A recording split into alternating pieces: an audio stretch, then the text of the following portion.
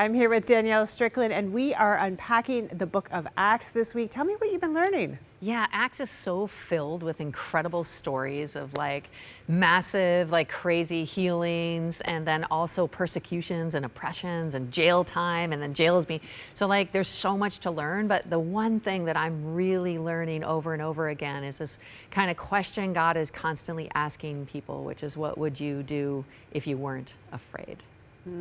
So we see, especially in the disciples, before Acts, the story of Jesus and Mark and the Gospels, we see these people who are often afraid, who are confused, who are not sure of themselves.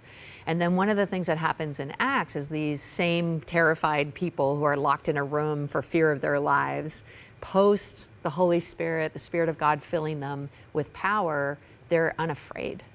And when they're unafraid, they just do things that are beautiful things and also courageous things and sometimes kind of crazy things.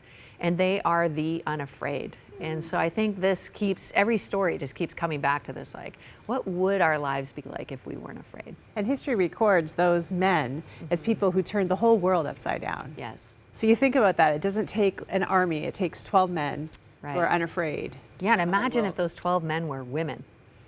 Would have been done in half the time. I'm sure of it. I think this is a question everybody watching right now should just take a moment today and ask themselves, what would I do if I wasn't afraid? Especially I'm talking about things that would change the world, that would have a positive impact on culture and society.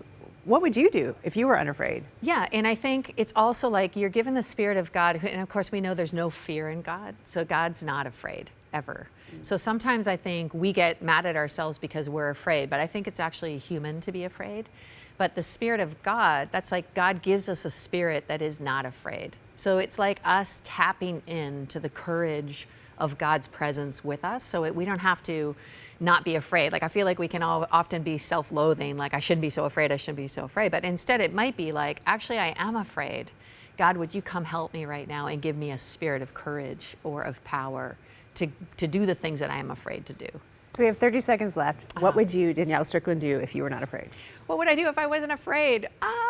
What wouldn't I do? Maybe that's a better question. I don't know. What are some things I wouldn't? I think I would just be less afraid of what people think. I think I would do what God tells me to do regardless of what might happen, which is one of the things we see in Acts, right? Are them doing what God tells them to do regardless of what the laws tell them to do, authorities tell them to do, what their people think, what other Jewish believers think. So I think I would live more of a life that is obedient to God regardless of what people think. Okay, so I know I put you on the spot. Thank you so much for answering that question. You're and welcome. We're so looking forward to what you're going to unpack this week. And if you're watching this right now, ask yourself that question, what would I do if I wasn't afraid? We'll be right back.